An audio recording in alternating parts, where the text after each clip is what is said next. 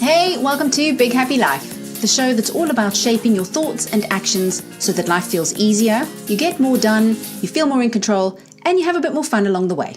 I'm your host, Natalie Britt, and this week we're carrying on with the decision-making series, and we're looking at planning. In order to take the actions you need to take to achieve the goal that is the basis for the decision you made in the first place, it's really important to have a plan. I don't mean the traditional kind of project management type plan, but I mean a plan to protect yourself from the worst version of you. Now, if you're thinking, whoa, hang on a minute, easy there, what version of me? All I mean is that you have the version of you who makes the choice and who thinks, yeah, I can totally do it. And then you have the version of you who has to take the actions. The one who gets bored and tired, who'd often rather have the easier route, the one who can find an excuse, the one who can tell you a little story about why it's not that important, that version of you. If you've ever made decisions around healthy eating or exercise or reducing alcohol or any of those types of things, then you probably know what I'm talking about. And if you've ever made decisions about really big things in your life that required you to take huge risks or to step out of your comfort zone and do things you either didn't know how to do or didn't know how difficult they might be or what might be around the corner, so there was a lot of uncertainty, then you'll probably also know what I'm talking about. Basically, any decision that you feel good about, even if you're slightly fearful, something that you feel good about, but it's kind of stretching, it's going to require you to be a little bit different than you've been in the past. It's going to require different habits or different actions than you've usually taken in the past. Then you usually find that you start off with a good amount of momentum because you're still quite linked to the original decision and that feeling of hope and power and possibility. And then gradually over time, as the actions and the requirements kick in, it's less exciting or things don't go the way you want, and it's much harder to keep moving in the direction of the goal. So I'm talking about making a plan for that.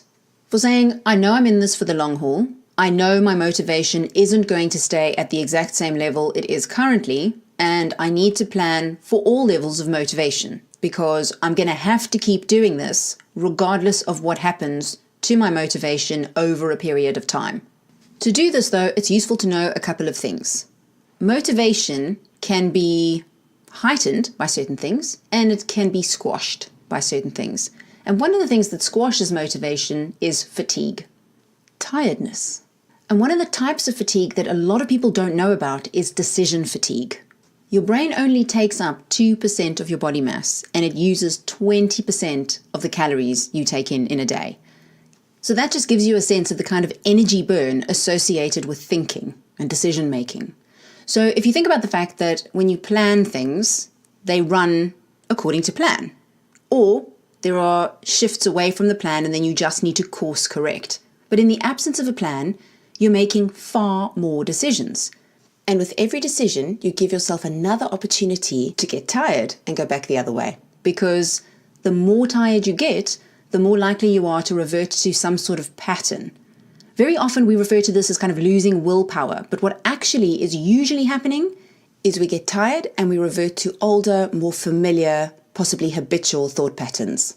If we can keep that energy level up, if we can keep that motivation up, and we can avoid decision fatigue, there's a far greater chance we'll take the right actions that will lead to a successful outcome in line with whatever the decision was that we originally made. Here's an example of how it works. Let's say you've decided you want to eat more healthily and you simply think, I'll buy loads of healthy food and that's what I'll eat. So you go to the shops and you buy a load of really healthy food. You've got fruits and vegetables, your fridge is brimming, your cupboards are brimming, you've got everything you could possibly need, except a plan. So while you were at the shops, you also bought a packet of chocolate biscuits because, well, a little of what you like and all that. And it's Monday night, you come home, you open the fridge, all of this beautiful food awaits you, and all you have to do is decide what to cook. But you're a little bit hungry, and as you look at it, you're thinking, I don't really know, do I want to make some sort of vegetable stir fry? But then would I have it with rice? Can I eat rice? Should I have quinoa? I don't really know how to cook quinoa. Next to the quinoa, the chocolate biscuits. So while you're thinking, you open the biscuits, you eat a couple, you're still thinking, I don't know. And then you register that you've just eaten 4 chocolate biscuits. So now you're thinking, well, it's kind of day one. I've really messed it up now. I'll start again tomorrow. And lo and behold, the action retreats you back to your starting point because there was no plan. So you just weren't in a position to catch the pattern before it ran ahead without you. Now let's say you've got the exact same goal, but this time you have a plan. This time you sat down and thought, actually, I don't really like cooking that much. So I'm going to have to choose 3 or 4 different dishes and stick to those. And you go off and you buy the ingredients for those, and you have a plan of what nights you're cooking what things. So it's Monday, you come home, this is what I'm cooking on Monday, you get the food out, you cook it, and you have your meal. Then, if you do decide to eat a chocolate biscuit, you do so consciously because you've decided you want a chocolate biscuit and you want to experience the treat. Not because you absent-mindedly ate them without thinking about it, then caught yourself and thought, oh no, I've messed up. So the more honest you can be with yourself, the more you can set yourself up for success, and the more decisions you can pre-make, the less likely you are to have decision fatigue and accidentally make a choice you didn't intend to make. That said, no matter how good your plan is, the likelihood is there are going to be mistakes and setbacks along the way. And it's really worth planning for how you're going to handle those. You might not know what they are because you might be going into completely new territory. Maybe you're starting a new business, or you're taking a new job, or you're about to become a parent, or you're getting married. So there's all these things that are going to change in your life, and all these things that you're going to be making decisions about in your efforts to make a success of whatever the thing is that you're doing. Some of it's going to work and some of it isn't. So first of all, the more you plan, the more stuff will probably work. And also part of your plan should be, how am I going to handle it if it doesn't? Now remember, we don't want to stray into territory that's about away from motivation. We don't want to go, okay, this is a sign that it's terrible and I should walk away. It's more about saying, how am I going to prepare myself to be resilient? How am I going to prepare myself to learn everything I can from any mistake I might make along this road? What's my process?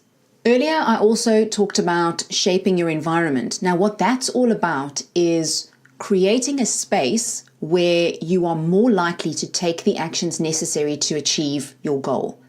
In the chocolate biscuit example, that meant don't buy the chocolate biscuits, then you shape your environment so that the actions you take lead you towards your goal, because you can't take the action in the other direction. You don't have what you need to be able to act in the other direction. But let's say you're starting a new business and you've got to work from home and you're sitting at your kitchen table. Then maybe shaping your environment is about creating a space that's conducive to the kind of thinking that you need to do, clearing an area, or deciding, actually, do you know what? I just can't get into the right headspace while I'm sat here at my kitchen table. So I'm going to go into town and I'm going to find a place where I can go and sit and I can work uninterrupted for a period of time and do the things I need to do. So shaping your environment is really about saying, where do I need to be? Like, what headspace, what physical space do I need to be in order to do the things I need to do to achieve the thing I want to achieve? There's a great quote by Jim Rohn that goes, if you really want to, you'll find a way. If you don't, you'll find an excuse. So what planning allows you to do is to find a way while you really want to, knowing that at some point you'll probably end up in territory where you're going to find an excuse to stop. So you plan for that. What's going to be the thing that keeps you going? How are you going to get yourself over that hurdle? What is it that you're going to need to shape in your mind, in your environment, in your actions that's going to keep you going even when the going gets really tough? So if it's a new business, for example, the likelihood is it's going to be a hell of a lot harder than you thought it was going to be. Certainly when I started my business, nothing happened for 6 months. I was thinking, oh my God, I've made the wrong choice. I need to go out and get a job. In my moments of extreme doubt, I was on LinkedIn. I was looking at work thinking, I could just go back. I could go back to full-time employment. Very fortunately, one of the things I had in my plan was a supportive peer group. So I made phone calls. I talked to people who talked me off the ledge, who went, okay, calm down. We knew this was what it was going to be like. So keep going, keep doing the things you're doing, add some more things and see what's working. Pay attention to the results you're getting. What works, what doesn't, what's worth your time, what isn't. So that's the other thing you want to plan for. What questions do you need to ask yourself so you make the best use of the information that's available to you? So you can learn about yourself. How do you feel rewarded? How do you feel enjoyment as you go through these things? One of the most important things about Big Happy Life is that happiness isn't about getting there and achieving it at the end. It's about enjoying the whole process. So if it's about healthy eating, I don't want to slog until I get to the point where I suddenly go, oh, yay, I'm enjoying it. It should feel like it's worthwhile doing from early on, from day one, that I want to get a sense of reward from it. I want to get a sense of satisfaction from it. I want to feel pleased, not like I'm losing something. I want to feel like I'm gaining something. So towards motivation will help with that, and so will the plan. Because towards motivation is what gets you started, but the plan is what keeps you going. In my work with my clients, I find the easiest way to do this is to ask yourself some really high quality questions up front, at the beginning stages when you're first making the decision. So this week you'll find a downloadable PDF linked to the podcast and also on the show notes page. And in it you'll find 6 categories of questions, taking you straight through from setting the goal, through the planning, through the shaping of your environment, the people you might rely on, and the ways in which you might need to adapt some of the practices you're engaging in order to keep going if the goal is really worth it to you, no matter how challenging things get.